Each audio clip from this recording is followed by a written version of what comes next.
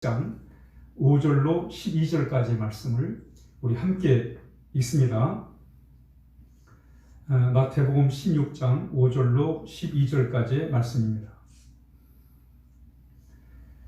제자들이 건너편으로 갈새 떡 가져가기를 잊었더니 예수께서 이르시되 산과 바리새인과 사두개인들의 누룩을 주의하라 하시니 제자들이 서로 논의하여 이르되 우리가 떡을 가져오지 아니하였도다 하거늘 예수께서 아시고 이르시되 믿음이 작은 자들아 어찌 떡이 없으므로 서로 논의하느냐 너희가 아직도 깨닫지 못하느냐 떡 5개로 5,000명을 먹이고 주운 것이 몇 바구니며 떡 7개로 4,000명을 먹이고 주운 것이 몇 광줄이었는지를 기억하지 못하느냐 어찌 내 말한 것이 떡에 관한이 아닌 줄을 깨닫지 못하느냐 오직 바리새인과 사두개인들의 누룩을 주의하라 하시니 그제서야 제자들이 떡의 누룩이 아니요 바리새인과 사두개인들의 교훈을 삼가라고 말씀하신 줄을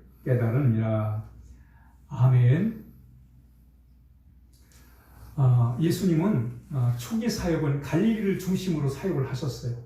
그래서 갈릴리 바다에서 배를 타고 이렇게 서편에서 동편으로, 동편에서 서편으로, 또 북쪽에서 남쪽으로, 남쪽에서 북쪽으로 이렇게 갈릴리 호수를 오가시면서 하나님의 나라의 복음을 전하시고 또 죄인을 구원해 주시고 또 병자들을 고쳐주시고 이런 많은 사역들을 하시게 됩니다. 지금은 예수님이 제자들과 함께 갈릴리 서편 막달라라는 곳에 계십니다.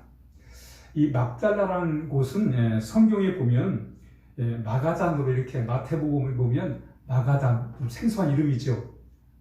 마가단이라는 곳에 이렇게 이제 그렇게 지칭하고 있습니다. 그러나 마가단이라는 그곳은 막달라입니다. 막달라 하면 그 마리아의 고향이에요. 막달라 마리아의 고향이 바로 막달라입니다. 그래서 막달라의 마리아 하나 이름이 되어버렸습니다만 바로 마리아의 고향이 막달라였다는 거. 예수님이 바로 그곳에 계셨어요. 제자들과 함께.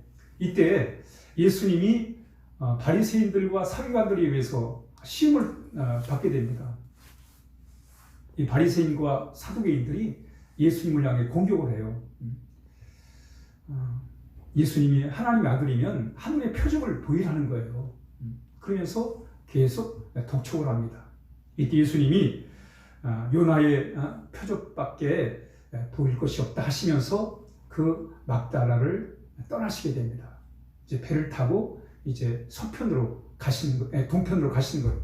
지금 갈릴리 서편에 막달라에 계시다가 바리새인들과 사두개인들이 계속 시험을 하시니까 예수님이 배를 타고 이제 동편으로 이제 건너가게 되신 것입니다. 이제 배를 타고 동편으로 가시는데 가다가 제자들이 뭐가 생각나냐면 이 갈릴리 서편에서 이제 동편으로 먼 길을 가려고 그러면 그 식량, 빵을 준비해야 되는데 빵을 준비하지를 못한 거예요. 그래서 오늘 그 마태복음 16장 5절에 제자들이 건너편으로 갈새 떡 가져가기를 잊어버렸다는 거예요. 떡을 가져가는 걸 잃어버린 거예요. 그걸 챙겨야 되는데, 준비를 해야 되는데 준비하지 못했어요. 예수님의 12명의 제자들과 예수님과 그 일행들이 먹어야 될 또 이렇게 장거리 여행을 하다 보면 식량이 필요한데 그것을 미리 좀 챙겨야 되는데 제자들이 챙기지 못했어요. 그래서 이제 그게 이제 걱정이 돼가지고 있었습니다. 그런데 예수님이 갑자기 무슨 말씀을 하시냐면 바리새인들과 사두개인들의 누룩을 조심해라 이렇게 말씀을 하세요. 바리새인들과 사두개인들의 누룩을 조심하라. 이 누룩은 우리가 잘 아는 것처럼 빵을 부풀게 하는 효소입니다. 또는 술을 만들 때 술을 발효시키는 그런 요소가 바로 이 누룩인데 그 누룩에 대한 얘기를 하는 거예요. 바리새인들과 사두개인들의 누룩을 조심해라 이렇게 말씀하시는 거예요.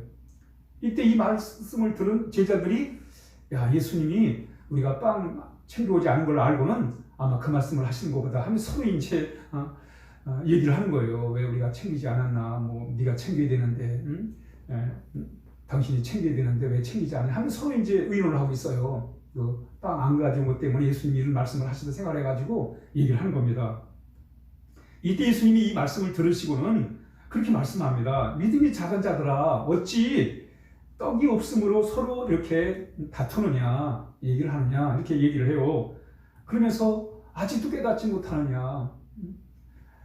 빵 5덩이로 5,000명을 먹이고 또 얼마 전에는 빵 7덩이로 4,000명을 먹인 것을 기억하지 못하느냐.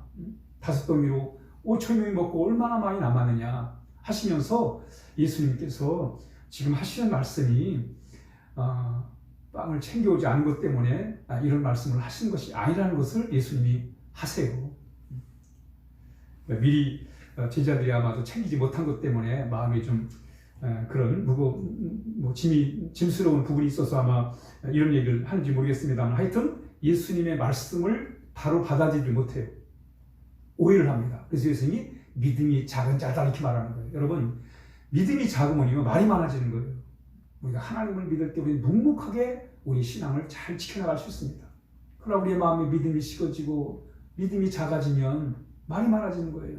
생각이 많아지고 여러분 우리가 일편단심 하나님을 믿는 믿음 안에 꽉 사로잡혀 있으면 우리의 마음은 안정된 마음을 유지할 수 있습니다. 우리의 믿음의 기초를 잘 다질 수가 있습니다.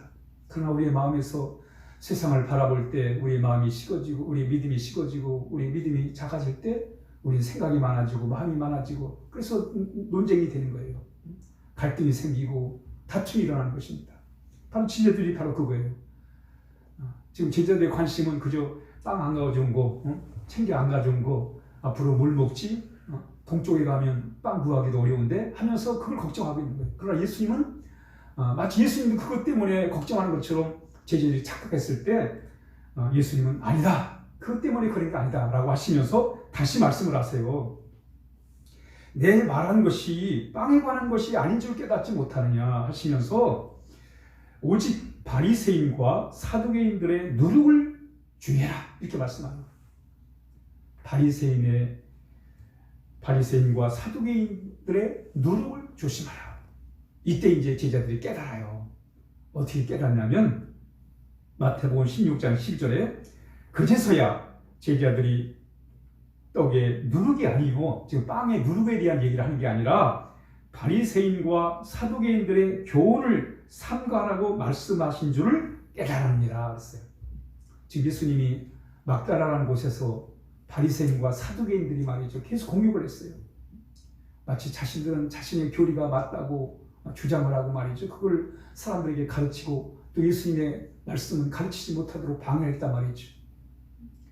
이때 예수님이 그 바리새인들의 그리고 사두개인들의 그 가르침, 그들의 교훈, 그들이 믿는 내용들을 조심해라. 그러면서 그것을 누룩이라고 표현하고 있습니다. 당시에 이 누룩이라는 이 문학적 의미에서는 누룩을 좋게 평가하지 않았어요. 누룩은 물론 빵에 집어넣어서 빵을 불풀게 하는 것이지만 이 누룩은 사람의 마음을 변질시키고 마치 또 이렇게 그 누룩을 악한 것으로 이렇게 표현했습니다.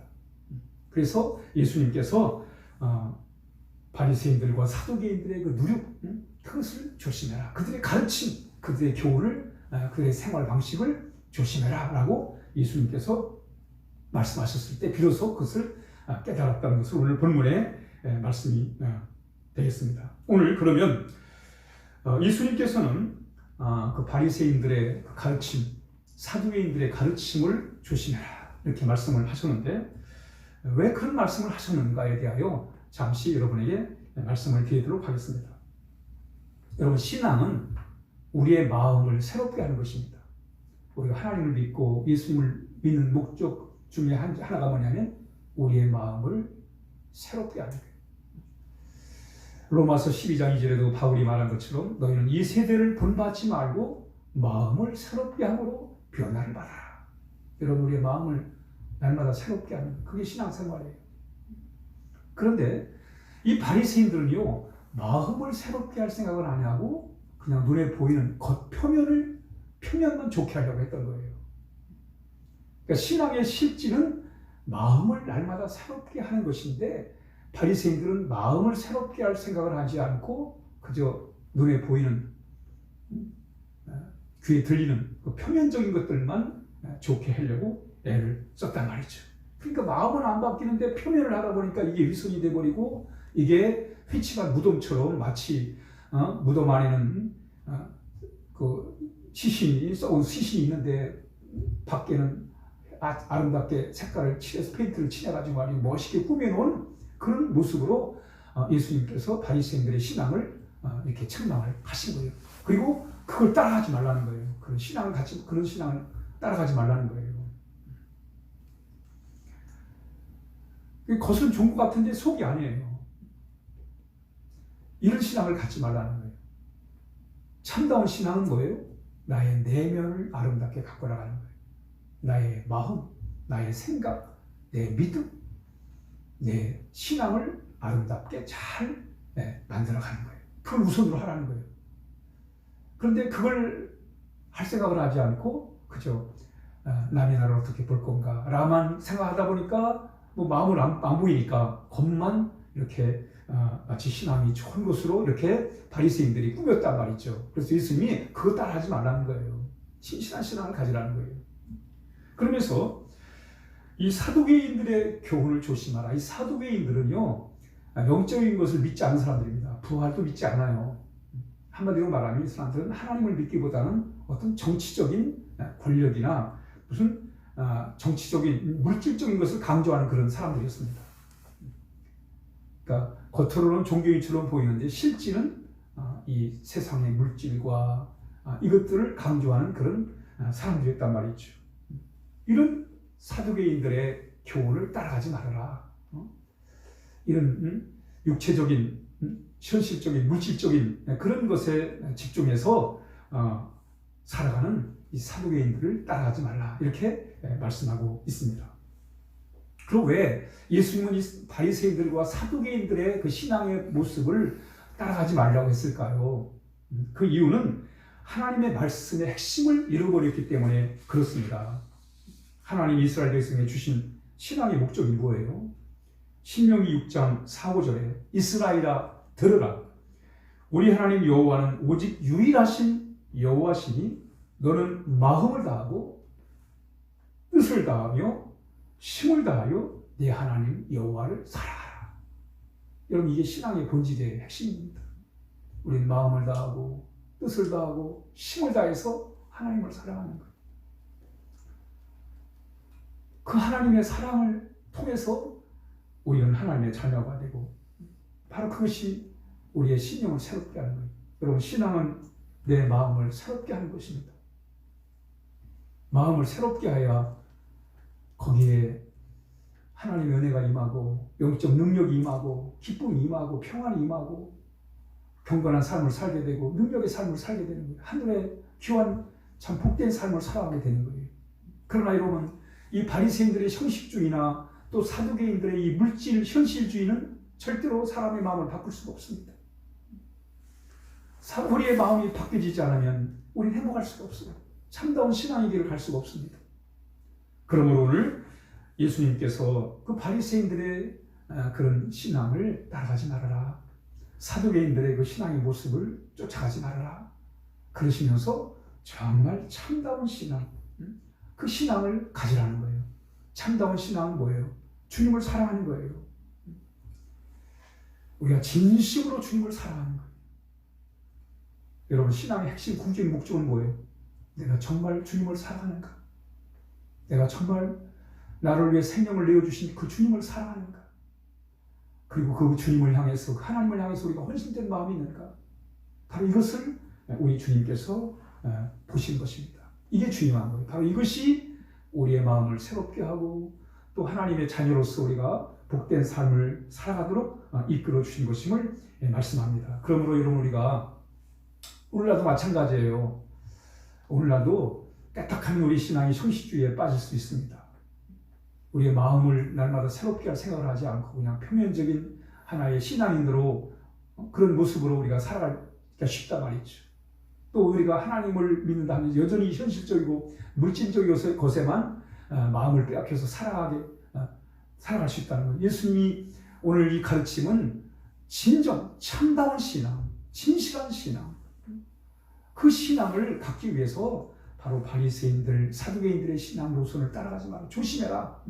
까딱하면 그런 모습으로 신앙생활을 할 수 있다. 그러니까 참된 신앙 갖기 위해서는 바로 이들을 조심하라. 이렇게 말씀하고 있는 것입니다. 그렇습니다, 여러분. 나를 위해 생명을 주신 우리 하나님을, 우리가 예수님을 생각할 때 우리의 신앙생활을 우리가 잘 할 수가 있는 거예요. 여러분, 하나님이 우리를 사랑하시잖아요. 그래서 우리 예수님 보내셨고, 또 예수님 우리 사랑하셔서 예수님 우리를 위해 십자가에 달려 죽으심으로 자신의 생명을 내어주심으로 우리에게 사랑을 보여주셨습니다. 우리도 그 하나님, 우리 예수님을 사랑하는, 하나님을 사랑하고 그 예수님을 사랑하는 거예요. 여러분, 우리가 주님을 사랑할 때 우리의 찬양이, 우리의 기도가, 우리 예배가 신실해질 수가 있는 거예요. 왜냐하면 우리는 예배를 통해서 하나님의 사랑을 느낄 수 있고 또 하나님께 우리의 사랑을 전해드릴 수 있기 때문에 그렇습니다. 그러므로 우리는 신앙생활을 우리가 즐겁게 하기 위해서는 무엇보다 주님을 사랑하는 거예요. 주의 사랑을 통해서 우리가 더욱더 견고한 믿음을 지켜나가는 것이 중요합니다. 정말 여러분, 주님을 사랑하면 찬양이 즐겁고 기도가 즐겁고 하나님 예배하는 것이 행복하고 그리고 우리가 하나님을 섬기는 것이 복되게 되는 것입니다. 주님을 사랑할 때 참된 신앙을 우리가 진실한 신앙을 누릴 수 있기 때문에 그렇습니다. 그 영화 중에 사일런, 침묵이라는 영화가 있습니다. 그 영화의 줄거리는 지난 새벽 기도에도 말씀을 드렸습니다만은 1600년대에 유럽의 선교사님들이 일본, 그 섬나라 일본에 이제 참 주님의 복음을 전하기 위해서 이제 갑니다. 갔을 때 당시 일본 사람들은 불교 우상을 아주 섬겼습니다. 우상에 빠져 있었습니다. 다른 걸 모르는 거예요. 우상 숭배만 알고 있었습니다. 그런데 참 우상 숭배가 아니라 하나님 나라의 복음을 전하니까 받아들이지 못해요. 그리고 이교라고 해가지고 잘못된 사이비교라고 해가지고 그 복음을 전하는 선교사님들을 죽이고 말했죠. 또 복음을 받아들인 사람들을 이렇게 죽이는 그런 아주 참 비참한 그런 상황이 벌어지게 됩니다. 이때 일본 관리들이 이 사람이 정말 참 신앙이 있는지 없는지를 이제 판단을 해요. 그래서 진짜 신앙인은 죽입니다. 그래서 이제 맨 처음에는 이제 이렇게 그 신앙, 예수 믿는다, 크리스찬이다 이렇게 해서 이제 소문이 퍼지면 그런 사람들을 이제 불러 모아서 시험을 하는 거예요. 시험을 하는 방법이 두 가지인데 하나는 예수님의 사진에다가 발을 밟는 거, 예수님 사진을 발로 밟는 거. 또 하나는 예수님 십자가에다가 침을 뱉는 거. 요거를 이제 테스트를 하는 거예요. 여기서 이제 진짜 신앙인과 또 그렇지 않은 사람을 이제 구분을 하는 거예요. 근데 이제 그 일본 관리들이 강요해요. 야, 너 이거 밟는 거 아무것도 아니야. 형식이야. 그냥 밟기만 해. 밟으면 사는 거야. 밟지 않으면 그러나 죽어. 이렇게 협박을 하는 거예요. 밟으면 살지만 예수님 십자가에 침을 뱉으면 살지만 침을 안 뱉으면 살지만 안 뱉으면 죽는다. 이 두 가지 간단한 거예요.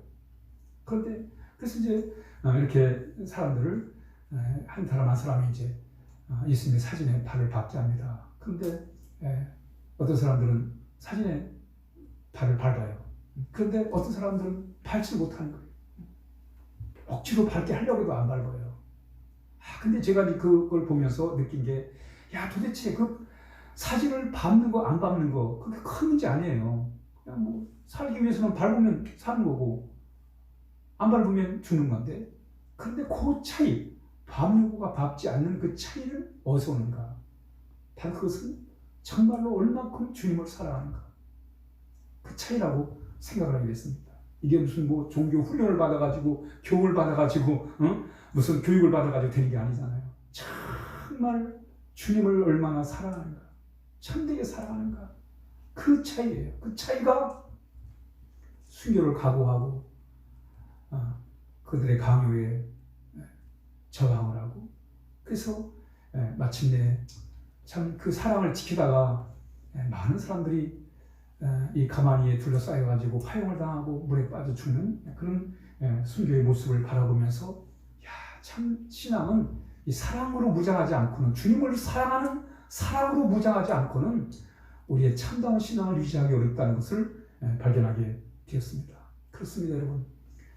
우리의 내 삶을 새롭게 변화시키는 그 참된 신앙은 바리새인이나 사두개인들을 따라가서 될 일이 아니라 정말로 나를 위해 생명을 내어주신 우리 주님을 정말로 사랑할 때, 그럴 때 우리도 역시 주님을 진심으로 사랑할 수 있는 그런 놀라운 능력을 갖게 되는 것입니다.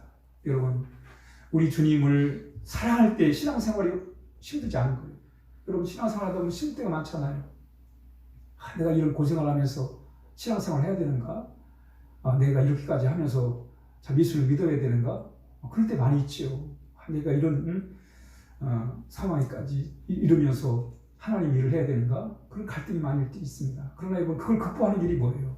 힘들고 믿음의 생활이 힘들고 어려워도 그 신앙을 유지할 수 있는, 감당할 수 있는 길이 뭐예요? 하나님을, 우리 예수님을 사랑하는 거예요.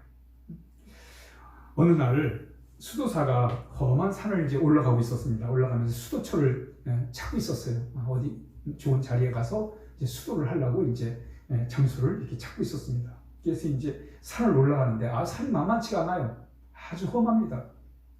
험한 길을 올라가면서 이제 수도처를 이렇게 찾고 있었습니다. 또 등에는 무거운 짐을 좀 나름대로 지고 있었습니다. 산길을 가는데 갈 길은 먼데 또 산길은 갈수록 험하고 말이죠. 참 무거운 짐이 너무 무거운 거예요. 아주 고통스러운 거예요. 가다가 이제 쉬기를 반복하며 가는데 마침 저 앞에 한 10살 먹은 여자아이가 갓난아이를 이제 등에 업고 이렇게 이제 걸어오는 거예요. 숨을 헛떡거리면서 이제 걸어와요. 보니까 안 됐어요. 어린아이가 참 아기를 업고 가는 모습이, 막 땀이 젖은 채로 말이에요. 아이를 업고 가는 모습이 애처로워 보였습니다. 이때 이 수도사가 그 여자아이에게 물어요. 힘들지 않냐고, 무겁지 않냐고. 그랬더니 이 아이가 말이죠, 대뜸 화를 내면서 그렇게 말을 해요. 아저씨는 등에 메고 있는 짐이 무거울지 몰라도 나는 무겁지 않습니다. 왜냐하면 내 동생이기 때문에 그렇습니다. 라고 대답을 했다고 합니다. 그렇습니다. 사랑하는 동생이기 때문에 무겁지 않다는 거예요. 여러분, 그만큼 사랑의 힘이 큰 거, 위대한 거예요. 예수를 믿는데도 마찬가지예요. 여러분, 정말 주님을 사랑하고 주의 사랑이 고맙고 주의 은혜가 감사하고 우리가 그 주님의 사랑 속에 우리가 신앙생활 할 때 참 찬양이 즐겁고 기도하는 게 행복하고 말이죠. 하나님을 섬기고 하나님을 예배하는 것이 정말 복된 그런 귀한 삶을 우리가 살아갈 수가 있는 것입니다. 오늘 예수님은 바리새인을 향해 형식주의와 또 사두개인의 물질주의를 따라가지 말라고 말씀합니다. 점점 갈수록 세상은 변해가면서 신앙이 그런 방향으로 가고 있습니다. 이럴 때일수록 우리는 진실한 참된 신앙을 찾고 정말 주님을 사랑함으로, 그래서 우리로 하여금 부어주시는 하나님의 큰 은혜 가운데 우리가 살아야 하겠습니다. 그러므로 우리는 늘 하나님께 기도해야 돼. 주님, 하나님의 사랑을 더 깊이 깨닫게 해주십시오. 우리 예수님에 대한 사랑을 더 깊이 갖게 도와주십시오. 그래서 그 사랑의 힘을 가지고 우리 주님을 이 마지막 때에 주님을 섬기게 해주십시오. 우리 그런 기도를 하나님 앞에 드려야 하겠습니다. 기도하겠습니다. 하나님 아버지, 감사합니다. 세상이 날로 험악해지는 이런 시대에 우리의 신앙이 깨끗하면 하나님 아버지 변질되기 쉽습니다. 바리새인들의 형식주의와 사두개인들의 물질 현실주의에 빠지기 쉽습니다. 이럴 때 더욱더 우리가 주님을 사랑함으로 참된 신앙을 회복할 수 있도록 주님 역사해 주시기를 원하옵나이다. 하나님을 섬기는 것이 즐겁고 기쁜 복된 그런 하나님 아버지 신앙생활을 밀 수 있도록 하나님 인도하여 주시옵소서. 오늘도 주의 가르침을 받들어서 우리 주님을 더욱더 사랑하며 주의 말씀에 우리가 하나님 아버지 따라 살아갈 수 있도록 하나님 은혜를 베풀어 주시기를 원합니다.